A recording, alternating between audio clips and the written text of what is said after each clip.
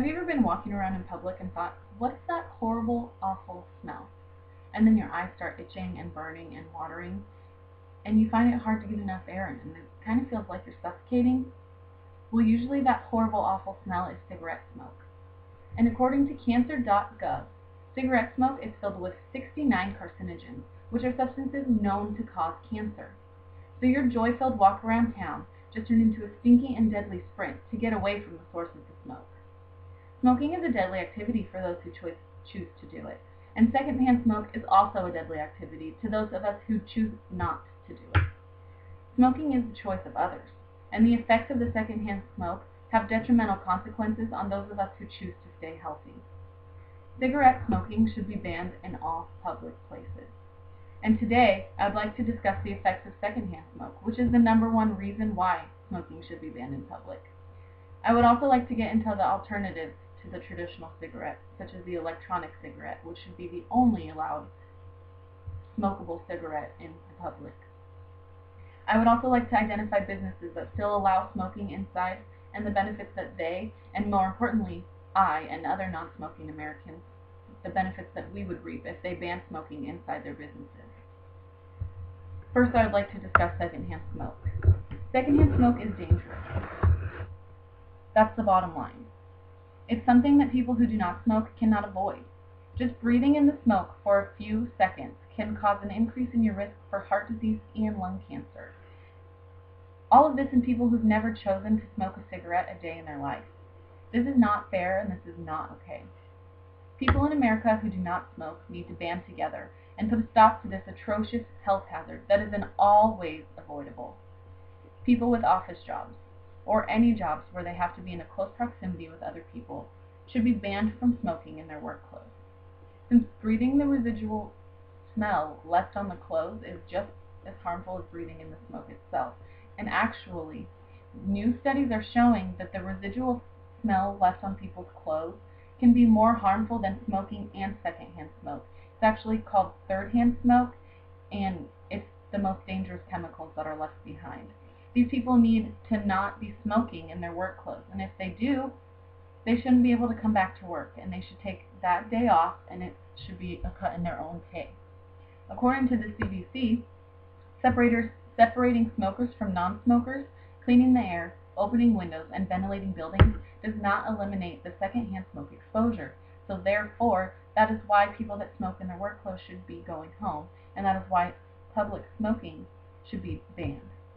If you look at statistics related to children, it becomes very clear that this is a practice that needs to be banned immediately. Any exposure to secondhand smoke increases the risk of SIDS and causes between 7,500 and 15,000 hospitalizations in children per year. If you don't know what SIDS is sudden infant death syndrome, and it's just a horrible, awful thing for any family to have to experience. And it's just, they have a baby and their baby just passes away one night and they have no idea why, and it's just awful. So these 7,500 to 15,000 hospitalizations per year are money out of the innocent child's family's pocket. And possibly it could be money out of the taxpayer's pocket as well. If you look at the elderly population, secondhand smoke can contribute to emphysema, COPD, all types of cancers, bronchitis, any sort of lung, respiratory, all of that. And most of the elderly population is on Medi-Cal, so therefore it would be costing the taxpayers money. This must stop. For people who choose to not smoke, or for those who have taken on the major task to quit smoking, it is not all right to be bearing the burden of others' bad decisions. We should not have to worry about an asthma attack, smelling badly, or increasing our risk of harmful disease because of the poor choices of others. People who choose to make the deadly decision of smoking have other options that do not harm others that should be a requirement if they plan on smoking in public. According to healthguidance.org, electronic cigarettes are the best way to smoke in public without affecting the health of others. In my opinion, this is the only way. They are non-flammable, non-polluting, and non-carcinogenic. With such a life-changing technology, it would make absolutely no sense to not make this the only type of cigarette legal to smoke in public. Some people might say that banning the smoking in public places a violation of constitutional rights. Some people might say that banning the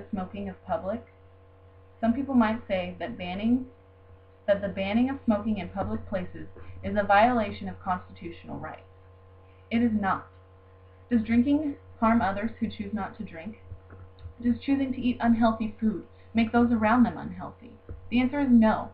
Smoking is one of the only remaining legal activities that can still harm those who have no choice in the matter. I do not care what a person chooses to do at home, in their own space. Smoke all you want, but when you come out in public, change your clothes. Or when you decide to smoke in public, you're putting my health at risk, and your activities become my business. Like I stated above, electronic cigarettes produce none of the cancer-causing vapors into the air that cigarettes do. And it's not like there are not options out there.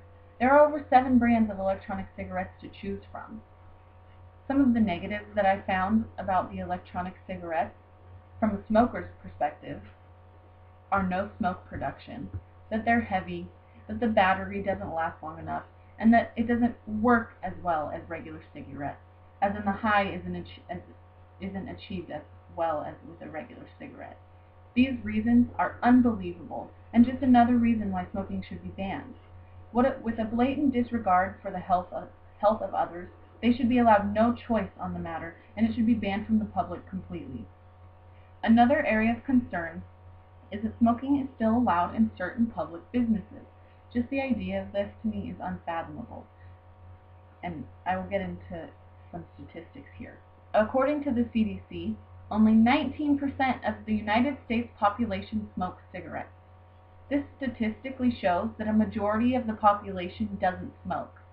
Why is it that the small 19% of the population who choose to partake in this poor health habit of smoking get to affect the larger 81% of Americans who choose to have nothing to do with it? Maybe people are unaware of the numbers. Maybe they don't know that secondhand smoke is just as bad as the rest of it. But I do know. I am not unaware. I refuse to go into casinos and bars where smoking is allowed. I refuse to become a statistic and suffer from the smoke that I'm so wrongly forced to inhale. I know that myself, if I owned a business, I would want to appeal to the 81%, not the 19%. Think of how many other Americans are like me. Think about the money that a business could make if they banned smoking inside their business. In my town, we have a local casino. It has a non-smoking area that still smells like smoke. I don't go inside. There are restaurants, there's a family bowling alley, which just blows my mind, and an arcade. I can't believe there's a family bowling alley downstairs just because of the statistic from the CDC that showed filtering the air does nothing to prevent the effects of the secondhand smoke. So therefore you're just exposing your family to harmful chemicals.